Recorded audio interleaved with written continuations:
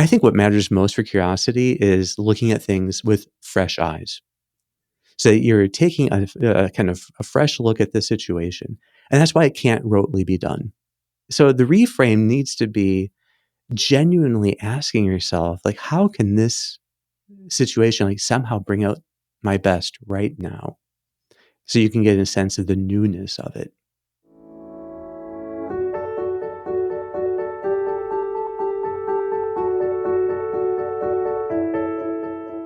Hey, this is Sharif here with another episode of The Golden Hour, joined by Dr. Kevin Majors. Kevin, good to be here with you again.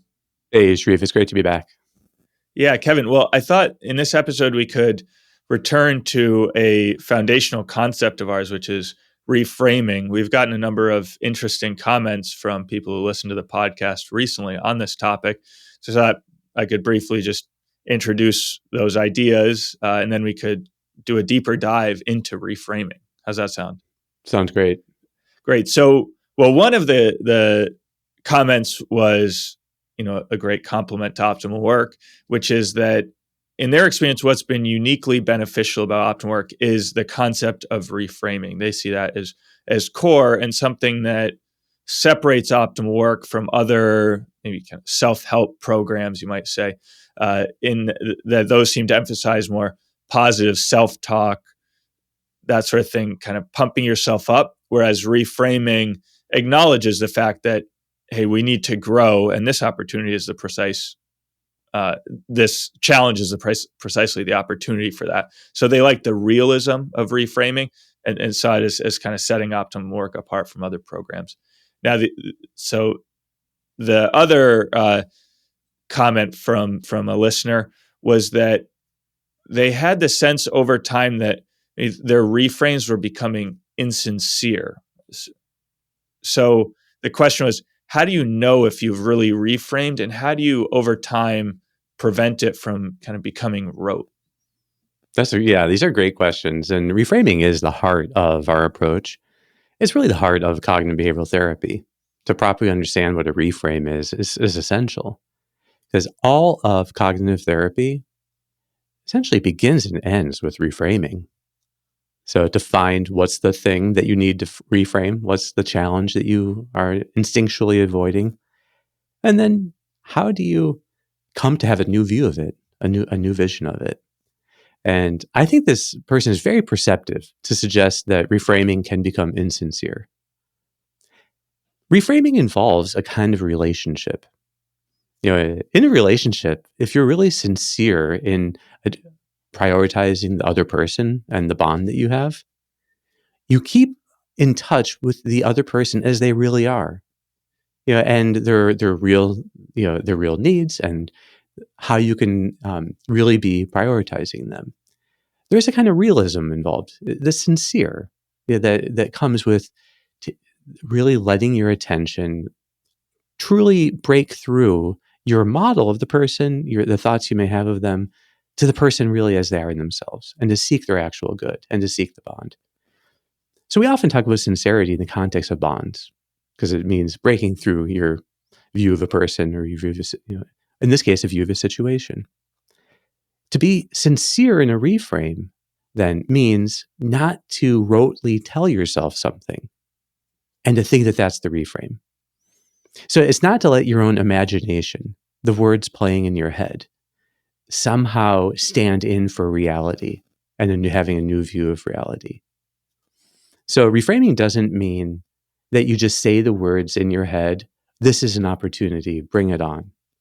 I think that initially when people first learn how to reframe, just using the word opportunity or learning or practice almost feels magical to them, because as soon as they just use that word and connect it to something, they see wow, like I can view this in a whole new way.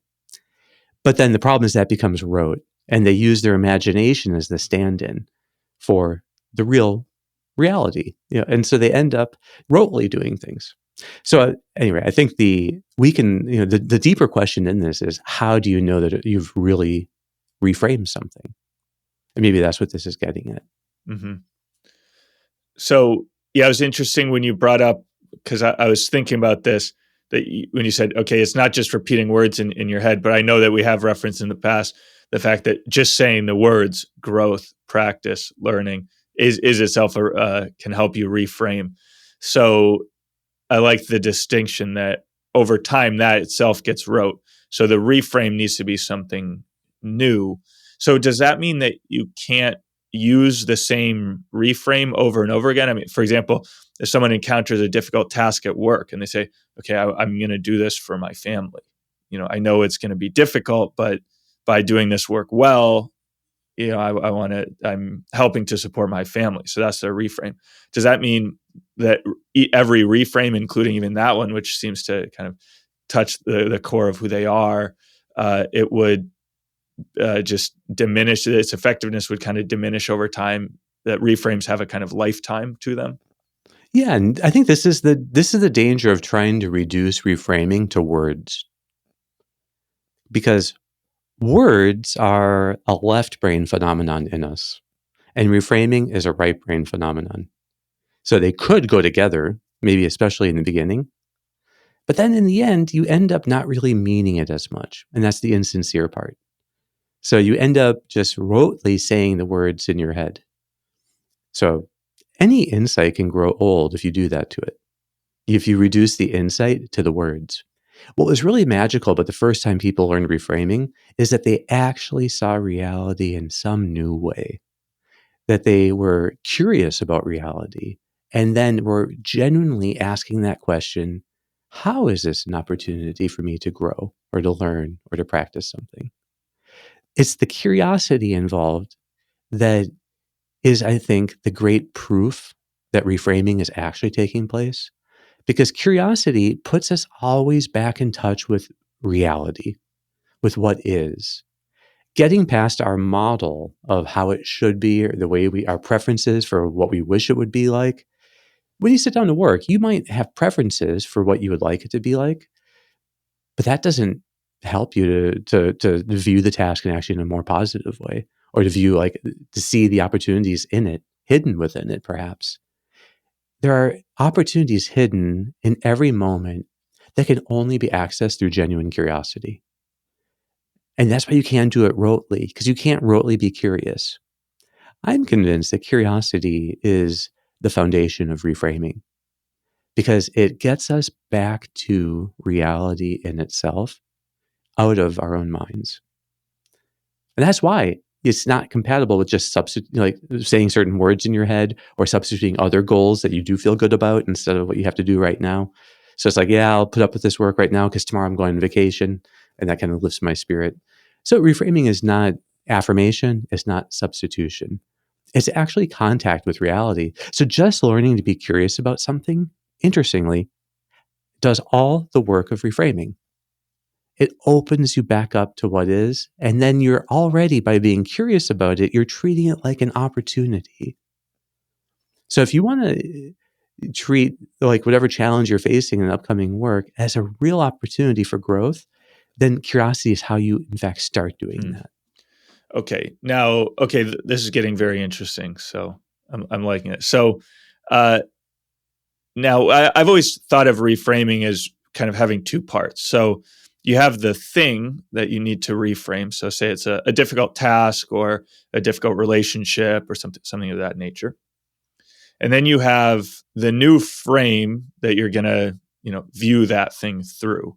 So, or see it in terms of, okay, I see that now this is an opportunity to practice the ideal of patience, or an opportunity to serve someone.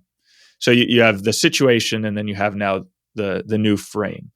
And the frame is kind of always involving some type of judgment of the situation. Now you can say, okay, now the situation is good because it's an opportunity. But it seems like curiosity doesn't quite get you there. That curiosity is focusing more on the first thing of just the situation, but it doesn't actually get you to a new frame, or maybe curiosity itself is the frame, is what you're going to tell me. But but where do you get to the point where now you've judged that this thing is an opportunity? It seems like curiosity doesn't, it maybe opens you up to get to that point, but it doesn't get you there on its own. If that does that make sense as a It question? does. No, it's a deep challenge, to this idea that curiosity can get you all the way there. Uh, the way I would see it is if we are trying to apply ideals, kind of a priori perceived and held, to then a new situation, we run the risk of turning them into rules.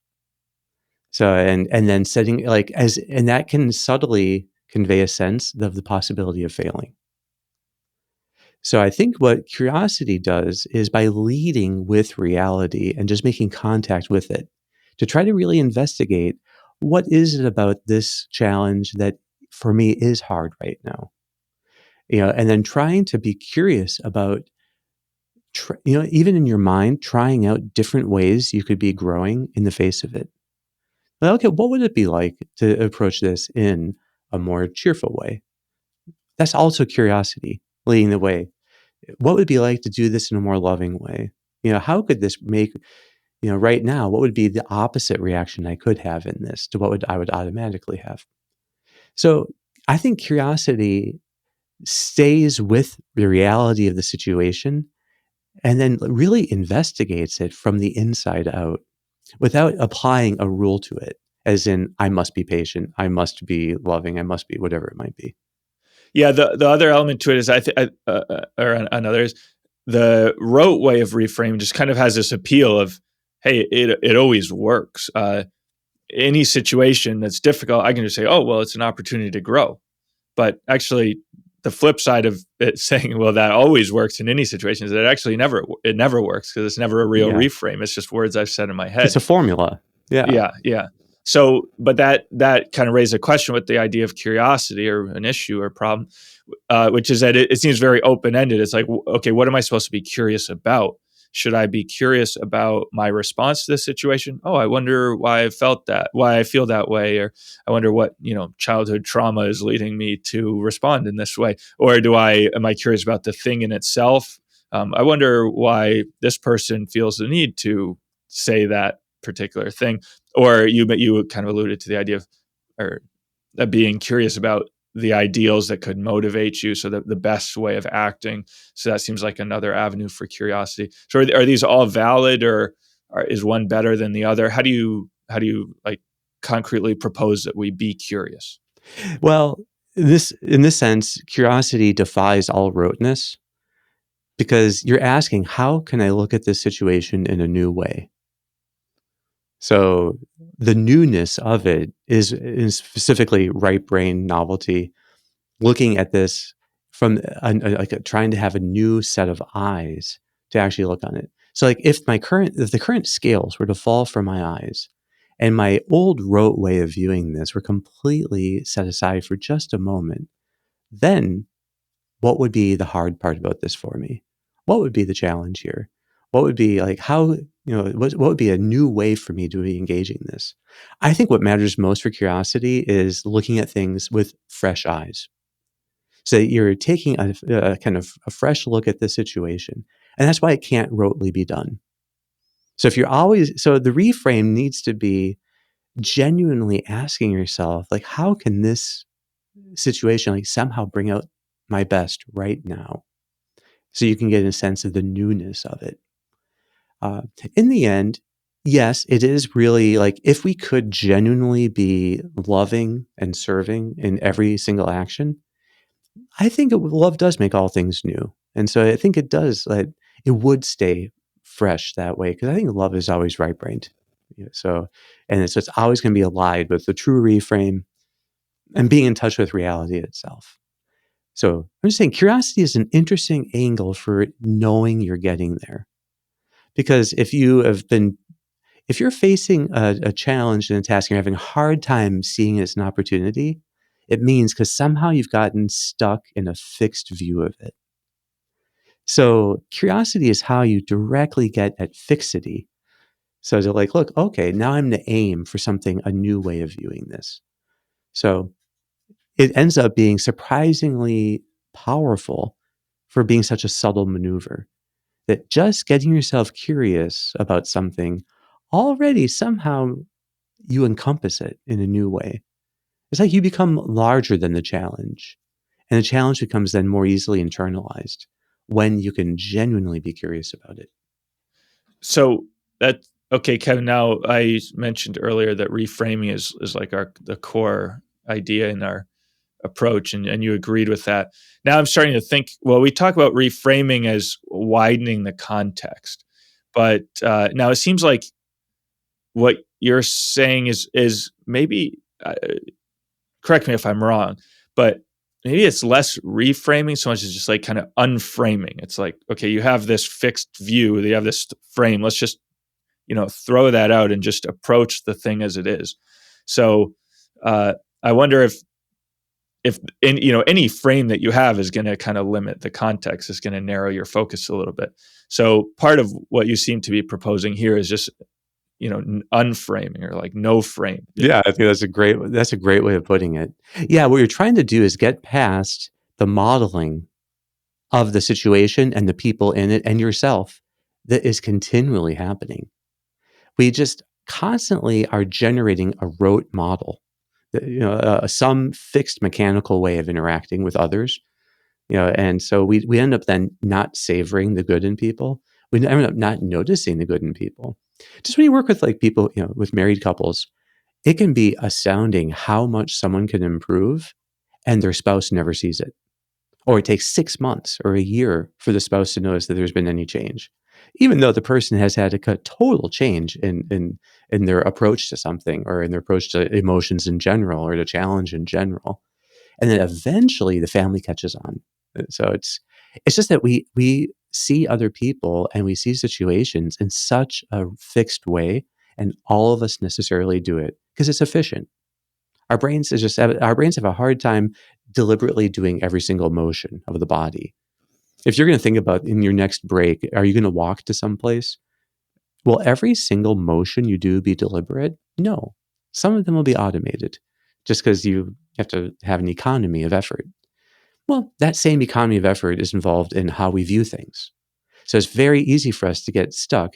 So what reframing tries to do, or as you're saying here, unframing, uh, is just how do you get out of these fixed models and then really engage reality in itself?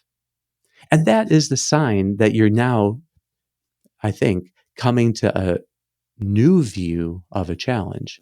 You're directly in contact with it, and you're not seeing it through the lenses that you used to see it. Yeah.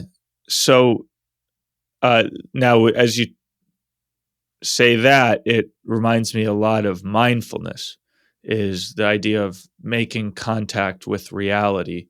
That mindfulness is meant to be this simple awareness of the present moment and what is, and this kind of contact with being.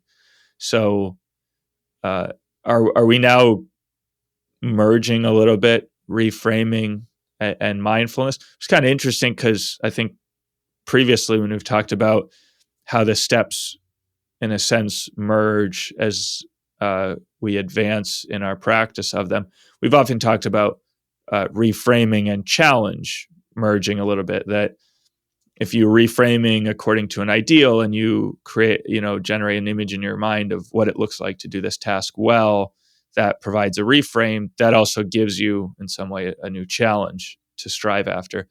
But now we're talking about a combination of reframing and mindfulness. So I wonder if you could speak to that a little bit. Yeah, it seems to me that there are these qualities that always involve reframing, mindfulness, and the internalized challenge. So to do something with very great like zeal and love, well, that attitude, like to be doing this tough task for the love of another person, well, the challenge there is the love, the reframe is the love, and you're mindful of the love. So in fact, reframing, mindfulness, and challenge merge in this one quality of love. I think that has to do with simply how noble a quality that is. So I think that this is true of all primarily right-brained kind of qualities. Curiosity, I think, is another one of them. Interestingly, with curiosity, you start with openness to what is. Then with that, you start to have a new vision, a new frame.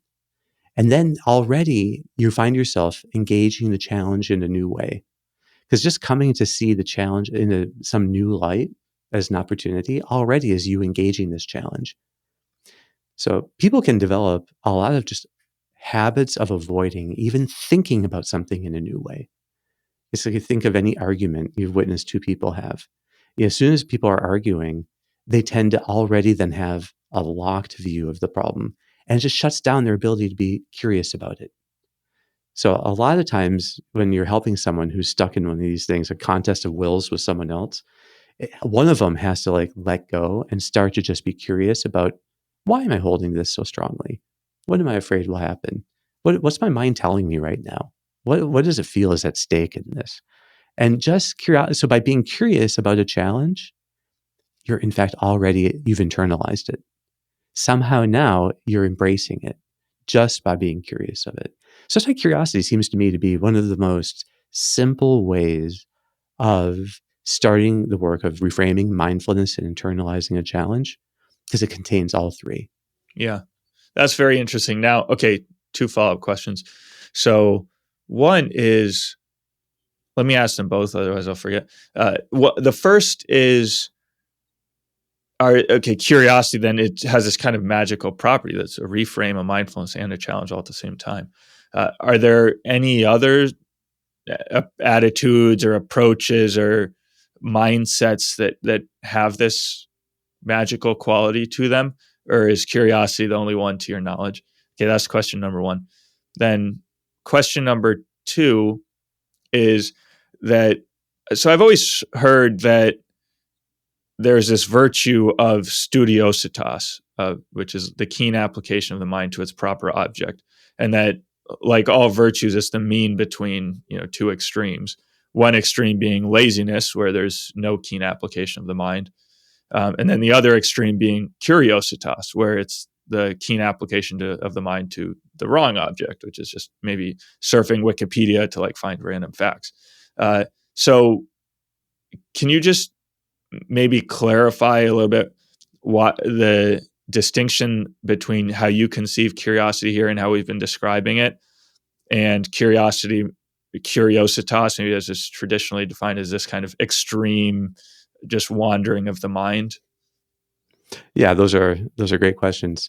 I think that in talking about these qualities that combine all three, that in fact every ideal does do that if you genuinely hold it. So to be courageous, already courage, then you could think, well, this is going to mean that's the reframe. Whatever this threat is, this is my opportunity to practice courage. Courage already, I think, takes in the fear and leans into the challenge. So in many ways, I think every ideal, because we talked about love doing this already, and you could probably just go through all of them and say that probably this is the sign then that you have gotten into the right hemisphere, that these things are now they've merged to be all the same. And that to the extent that they're separate, we're still in some way kind of stuck in a left brain view of things. That the right brain is always whole and entire.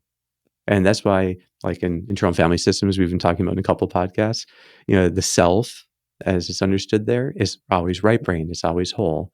And then the parts are essentially all left brained. These habitual intentions and parts of us that are trying to get things done. But that's always a partial view of things. So I would say that, yeah. So in some sense, all fully, like when you really are seeing the ideal in itself and using it for the basis of embracing a challenge, that they're all going to be the same at that point. I hope does that sound? Yeah, it sounds reasonable. Yeah, I don't want to be like I'm talking around it, but I think it's but and so the sense that they all feel like it's the same thing now might be the best sign that in fact you've accomplished it. It's a true reframe, and it's giving you the right way of being mindful and the right way of leaning into the challenge all at once. Now, getting to the second point, which is a deeper question in some sense about, is curiosity a virtue or a vice? Classically speaking, it's a vice. Studiosity is the keen application of the intellect to its proper object. But in this sense, modern usage has flipped these things. So studiosity isn't a word in English anymore. So curiosity ended up taking on the good meaning in some contexts. When it comes to the practical intellect, engaging an upcoming action, the most salient aspect of that is the challenge that it faces. So the real proper object for the practical intellect is the challenge as a challenge.